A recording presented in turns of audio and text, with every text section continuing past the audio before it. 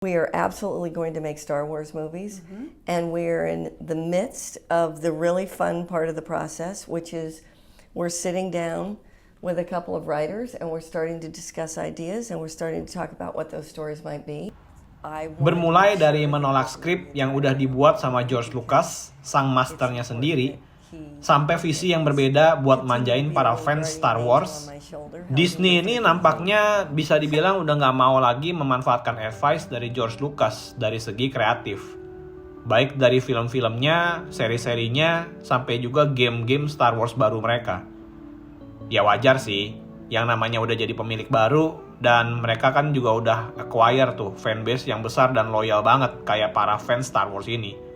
Ya pasti Disney seneng banget lah dapat cash cow yang gila banget. Kayak sekarang mereka lagi rilis lagi Star Wars Episode 3 yang Revenge of the Sith balik ke bioskop. Yang sekarang udah mendapat keuntungan yang gede banget buat opening week-nya.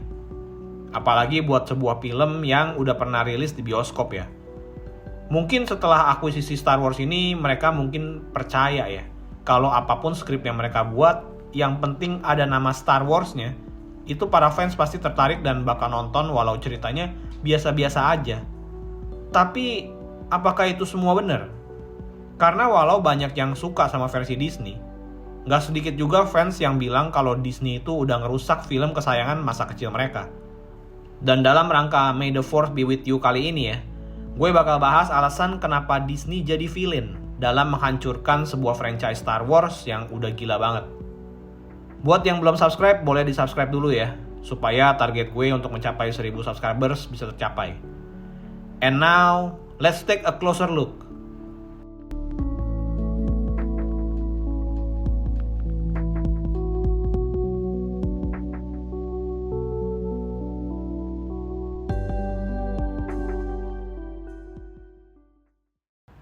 Akuisisi yang dilakuin Disney pada tahun 2012 ke Lucasfilm Group bisa dibilang mengubah masa depan dari jalan hidup Star Wars sampai saat ini. Film epic saga yang dicintai sama banyak orang ini nampaknya mulai kehilangan jati dirinya setelah diakuisisi Disney. Sebagai background, Disney udah ngambil alih kepemilikan Lucasfilm Group ini di tanggal 30 Oktober 2012 ya. Senilai 4,05 miliar US dollar. Yang kalau dirupiahin pada saat itu sekitar 4,05 triliun rupiah lah. Waktu itu dolar masih 10.000 ya, jadi masih murah. Dari akuisisi ini, keseluruhan Lucasfilm itu semuanya dikasih ke Disney. Mulai dari Lucasfilm yang ngurusin semua divisi perfilman, LucasArts yang ngurusin divisi game development, Industrial Lights and Magic atau ILM yang ngurusin visual dan efek animasi, Skywalker Sound yang ngurusin sound effect dan pembuatan musik, dan Lucasfilm Animation yang ngurusin ke film-film animasi. Sekarang kita lihat sama apa yang dilakukan Disney terhadap bisnis barunya ini. Gue mulai dulu dari LucasArts yang ngontrol divisi game developmentnya Star Wars. Di bulan April 2013, yaitu 5 bulan sesudah akuisisi, tim development game LucasArts ini semuanya di shutdown sama Disney. Jadi Disney melakukan layoff kepada 150 orang karyawan di sana dan nge-cancel semua proyek-proyek game yang lagi berjalan, yang lagi di-develop sama tim LucasArts pada saat itu. Kayak Star Wars 1313 dan Star Wars First Assault.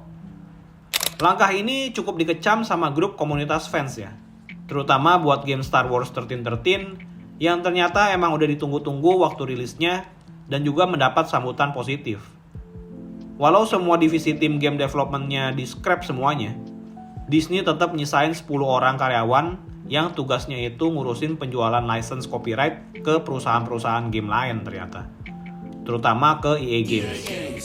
Jadi sekarang dia cuma main aman ya. Jualin copyright doang ke perusahaan-perusahaan game yang mau pakai tema Star Wars buat bikin game. Terus terima royalti dari situ sama juga terima biaya license-nya. Pada saat itu mereka melakukan partnership sama EA Games dalam kontrak 10 tahun buat ngedevelop game-game Star Wars yang sebenarnya juga berhasil memproduksi game-game yang cukup sukses kayak Star Wars Battlefront di tahun 2015 sama Star Wars Jedi The Fallen Order di tahun 2019 yang omsetnya juga pada saat itu mencapai miliaran USD dollar juga ya. Akan tetapi sebenarnya itu juga ada kontroversinya juga ya.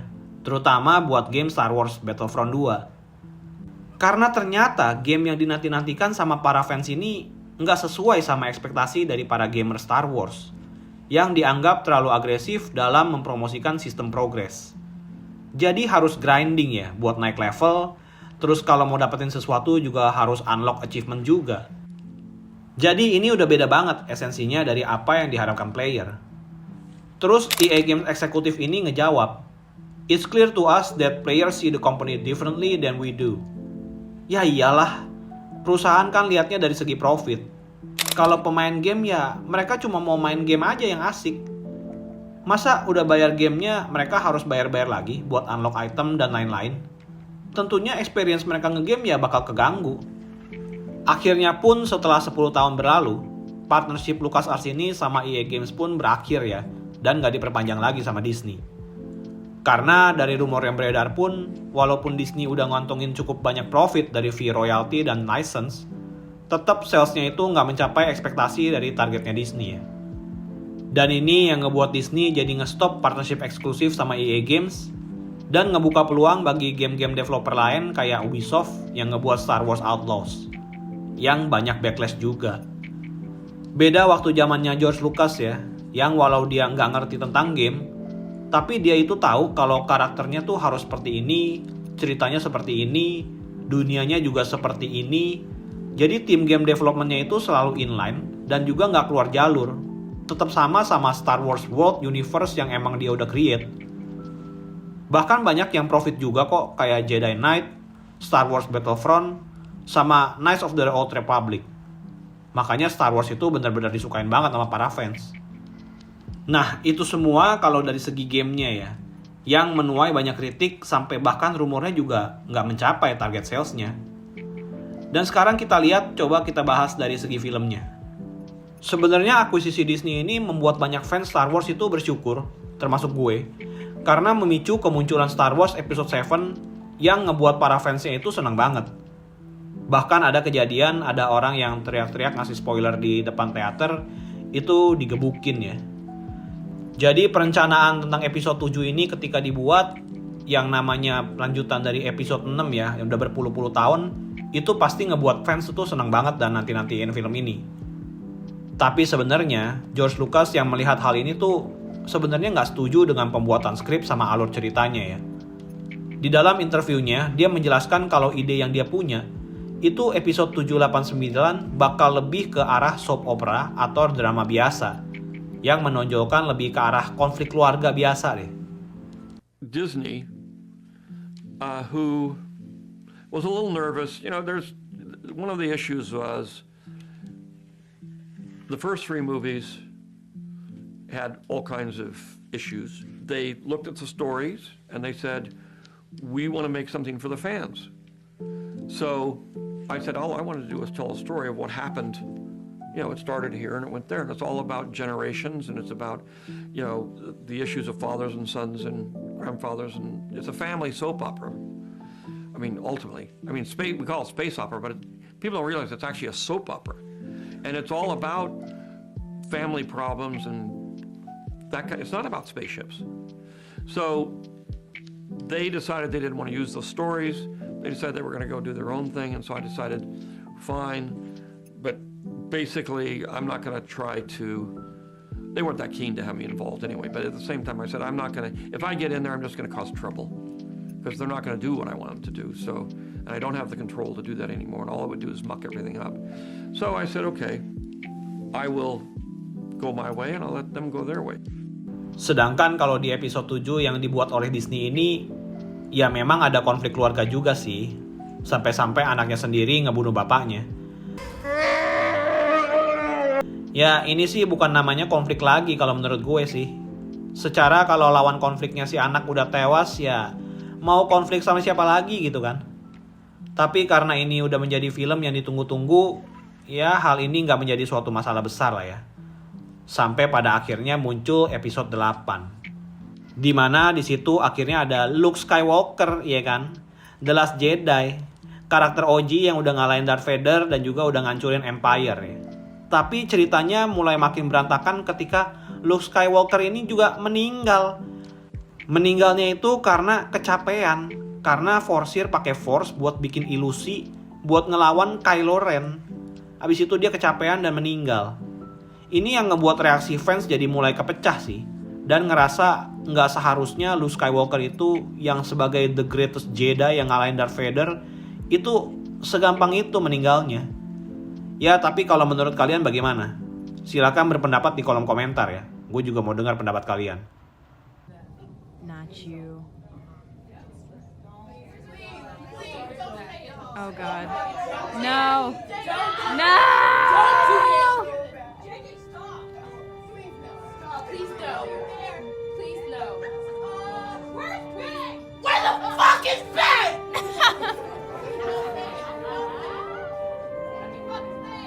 Ray Skywalker.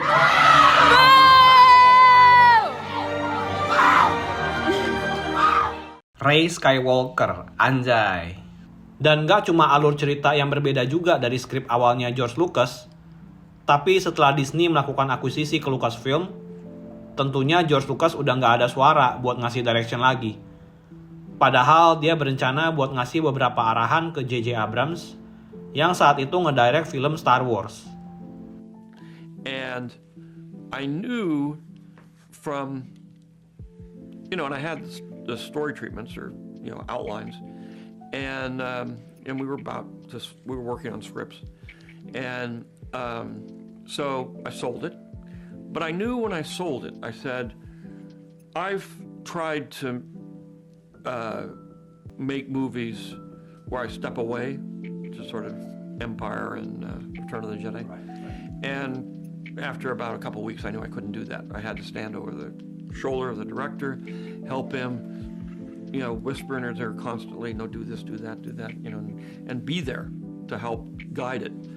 And it was much harder than if I just directed it myself. J.J. Abrams, he's a good director, and he's a good friend, and all this sort of thing. But he's also a top director. Tapi yang namanya director gede dan udah punya nama juga ya, pasti punya ide dan eksekusinya sendiri. Yang akhirnya George Lucas juga ngerti dan gak mau ngotak-ngatik lagi. Sampai film Star Wars selesai di episode 9, itu para fans mulai kecewa karena ceritanya bisa dibilang gak ada poin apa-apa. Tapi cuma ngebangkitin karakter-karakter lama supaya demi mancing penonton supaya excited lagi. Kayak di episode 7 ada Han Solo sama Chewbacca. Episode 8 ada Luke Skywalker. Di episode 9 ada Lando Calrissian sama Emperor Palpatine. Musuh yang udah meninggal lah dibangkitin lagi. Dan si manusia emo Kylo Ren ini yang kerjaannya cuma bolak-balik aja dari baik ke jahat, terus dari jahat ke baik lagi. Akhirnya meninggal juga karena kecapean juga. Ini udah jadi trademark Disney Star Wars kayaknya ya. Mati karena kecapean. Banyak fans yang akhirnya kecewa sama lanjutan Star Wars ini jadinya. Karena dari skrip yang poinnya berantakan, terus mekanisme Force yang aneh juga, terus dari lore ceritanya juga nggak nyambung. Tiba-tiba si Rey yang karakter utamanya ini itu sebenarnya anaknya dari Emperor Palpatine. Itu ngebuat esensi Star Wars-nya itu jadi hilang. Dan yang bisa dilakukan Disney ya cuma menambal kekecewaan penonton dengan balikin lagi karakter-karakter lama jadi cameo. Dan ini nggak cuma di filmnya aja ya, tapi di series juga. Jadi George Lucas sendiri memang ada planning buat nyelesain Star Wars saga ini sampai episode 9 ya. Cuma karena dia ngerasa kayaknya nggak bisa lagi nih dari segi umur, apalagi bakal makan waktu production yang bakalan lama. Yang biasanya dia buat trilogi itu 3 episode itu biasanya sampai 10 tahun. Dan umur dia waktu itu udah 69. Jadi bakalan sampai umur 79 tahun tuh dia nyelesain sampai episode 9. Jadi itu dia ngerasa kayak ya udahlah, dia pensiun aja dan dia bakal transfer legasinya ke Disney. Apalagi sentimen di film Star Wars ini juga udah hancur banget ya. Karena dijadiin alat politik juga. Kayak di seriesnya The Acolyte, itu ada bagian yang mereka itu pakai pronouns they them. What's that? Esposo. Is he or they with us?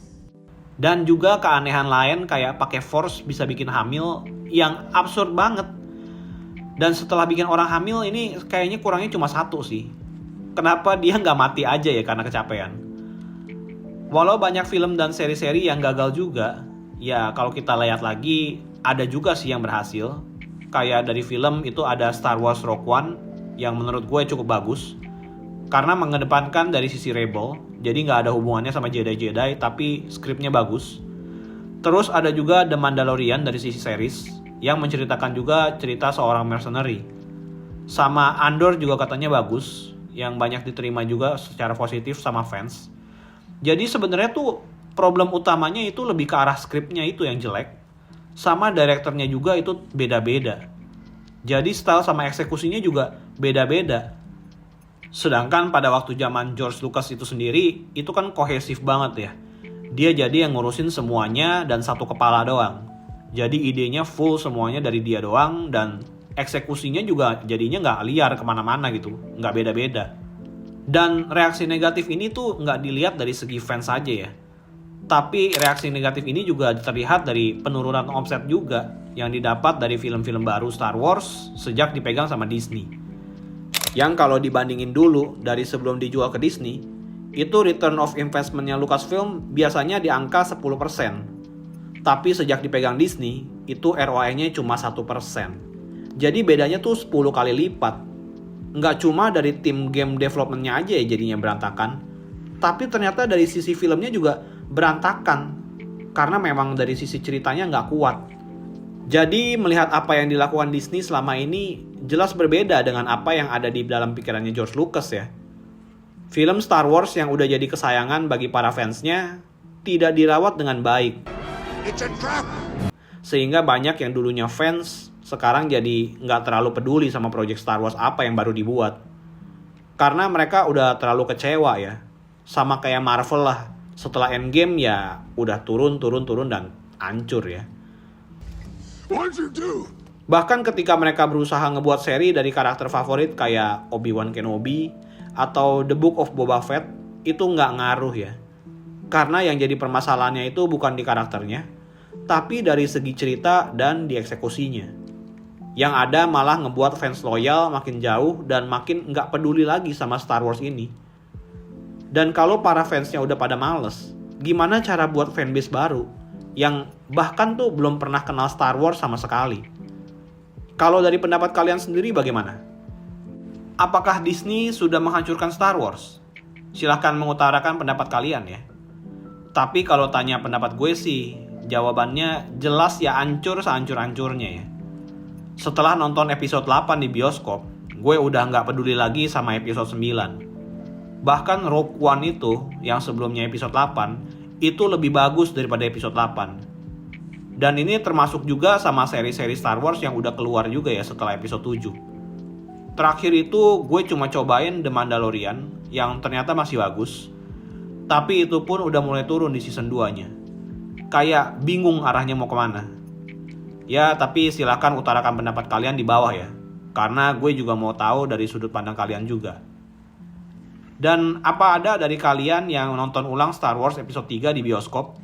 Karena ini kan 20th anniversary-nya ya, Revenge of the Sith ya. Ya, jangan lupa like, share, dan subscribe ya. Karena gue yakin jarang banget ada yang bahas soal ini. May the Force be with you, to be critical and stay critical.